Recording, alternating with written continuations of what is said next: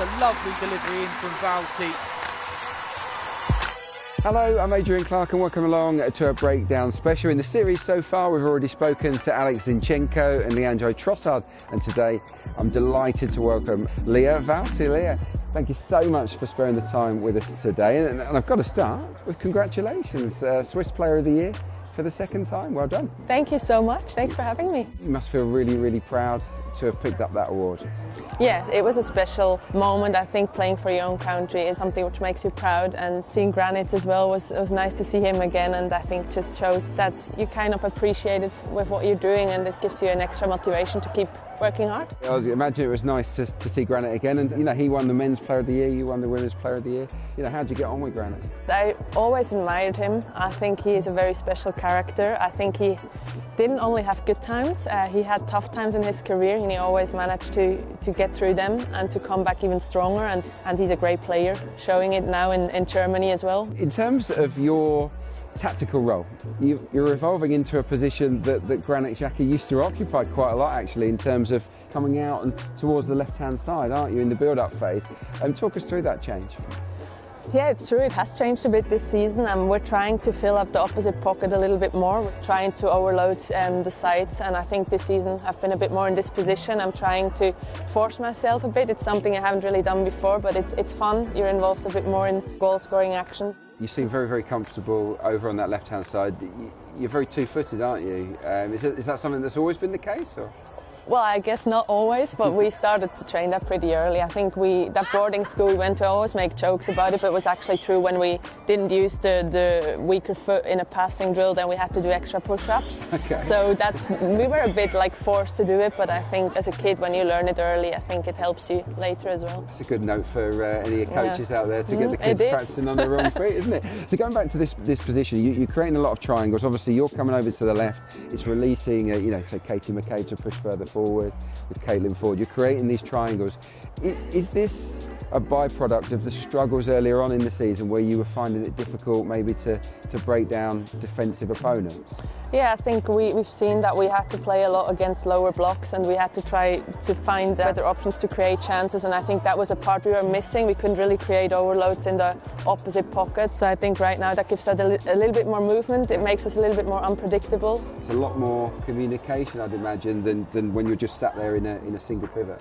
Yeah, it's a more scanning, I think. You have to look around a little bit more. Obviously, it's not natural movements for me, really. I haven't really done that in my career before, but I feel like game by game we're getting better, it's getting more fluent. And how does the head coach deal with the transition? Say you're out on the left wing and then you lose the ball. What's the plan for making sure that teams don't break down the middle? Well, yeah, don't want to say too much for the opponents, but obviously, it's always important to have an overload in the back line. So no matter if it's an inverted fullback or if it's maybe the second six is dropping a little bit lower, I think we always have players who can fill in that gap. If we rewind the clock to your time under Joe Montemurro, talk us through the differences between that role and maybe the one that you've got at the moment.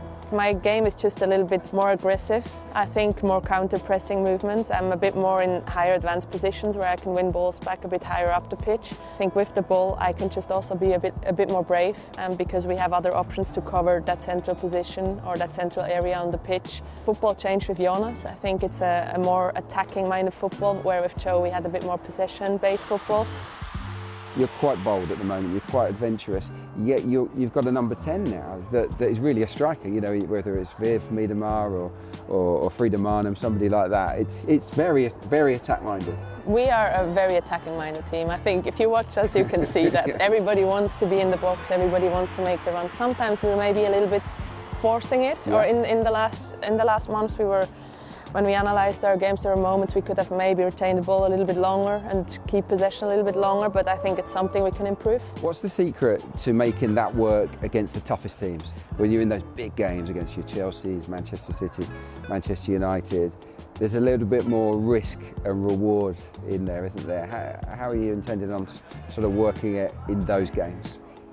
Well, I think in these games my personal role is maybe a little bit more defensive, because I know it's a bit more about transitions in these games. As you could see against Chelsea, for example, they had the ball quite high up in our halves, and we were so crucial in our counter-attacks, and that's our strength at the minute. We have such a good speed, and I think in these moments then my job is to protect a bit more than actually risk.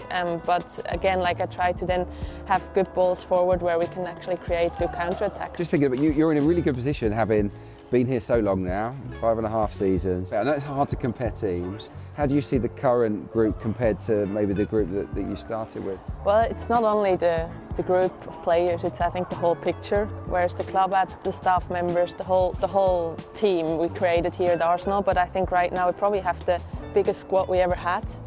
We also have the most competitive squad we've ever had, which obviously makes training environment better and better and better, which helps each individual. Exactly, it helps each individual to improve their game. We have the quality, everybody knows it. It's just that little piece which was missing in the past, and I think right now we're still in a good position, but we need to beat as well the smaller teams. So there's lots and lots to play for. What's going to take to win the league this season? I think especially in these big games we know that on a good day we can beat most of the big teams in the league, but also in Europe. But I think it's a consistency. We need to be consistent in each game. We need to be efficient in front of the goal. I think that was maybe also missing in the last weeks a little bit, or in the games where we dropped the points. I think we just didn't take our chances, and we didn't concede many chances against us, but they mostly ended up in a goal. So we were working hard to either protect our box a little bit more efficient, but as well to finish our chances more. And I think if we once get going with that, we're ready to hopefully lift the next trophy. We wish you the best of luck with it, Leah. Thank you for joining us today. Thank you so much. Yeah. All the best as well.